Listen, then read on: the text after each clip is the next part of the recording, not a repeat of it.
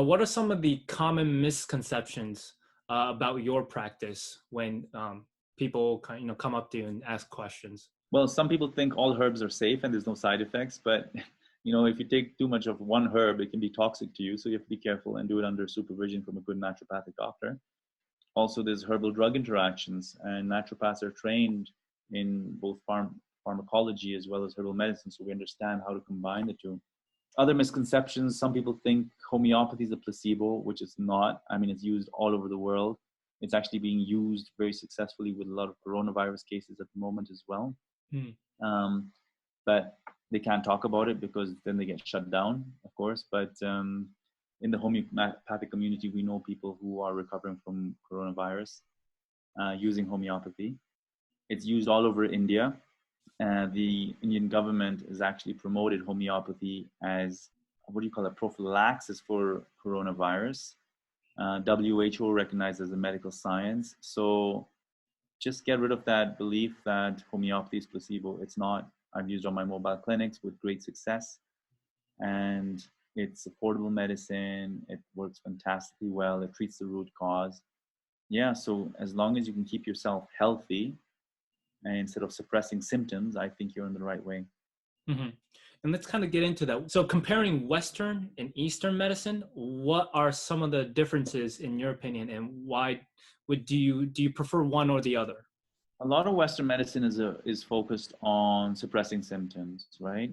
And it's not bad in this way that it saves lives. And sometimes you need a strong medical intervention because sometimes herbal medicine or homeopathy doesn't work fast enough, depending on the practitioner. Anesthesias and stuff like that, unless you're a master of Qigong and acupuncture, you might need anesthesia when going into surgery. So it has its plus points. What I love about holistic medicine is that it aims to treat the root cause. So for example, if you have eczema, arthritis, whatever, it's come from inflammation. The root cause is usually the diet, the foods you're eating that are damaging the gut lining and promoting leaky gut. And naturopaths and holistic practitioners and health coaches like yourself are very much into healing the gut, removing the inflammatory foods, right? And when you do that, not only do you heal the skin or the joints or whatever, you actually promote long-term health for the person. So things that they weren't expecting to heal, like mental health issues, also disappears. So treating the root cause and supporting the person's vitality makes much more sense for me. And that's what holistic medicine or Eastern medicine is about. Definitely. I don't like calling it Eastern or Western because I know Native American people have beautiful herbs as well in their traditions, and they're in the West, yeah? So it's more allopathic versus maybe traditional medicine. Yeah. What is your favorite organ and why?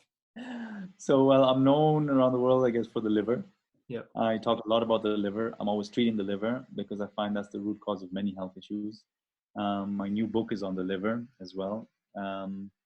My online course has all of these remedies on the liver. So liver. Heart disease, cancer, skin issues, everything can be connected to the liver because you see, your liver produces bile. It detoxifies your body. It activates your immune cells. It controls hormone regulation. So when you have a stagnant liver, you'll often have PMS symptoms, fibroids, ovarian cysts, and you go into progesterone deficiency, estrogen imbalance, and that contributes to certain types of cancers as well. So by healing the liver, you detoxify the body, you reduce inflammation, so you get rid of a lot of chronic diseases. You bring back hormonal imbalance, so you have less fibroids, PMS symptoms, breast tenderness, cramping, bloating, etc. You can probably improve your chances of fighting cancer, I believe, by healing your liver because you bring your hormones back into more balance and you detoxify all this junk that can create cancer. Inflammatory damage to your blood vessels. When you have too much inflammation, you damage your blood vessels, then you get plaque formation, which creates heart disease and atherosclerosis. So one is healing the gut and reducing inflammation, but number two is detoxifying your liver, because also your liver controls the absorption and excretion of LDL and all your cholesterol, all the bad cholesterol.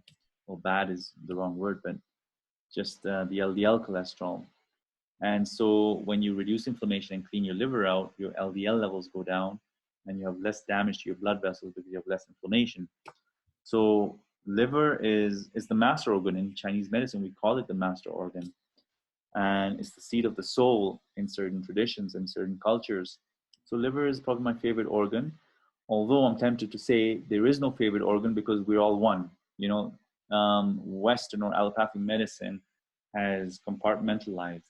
And when you understand that the whole system works as a whole, and the liver and the gut are all synergistic and they talk to each other as one entity, including with the mind, then yeah, the human and the soul is one beautiful organ.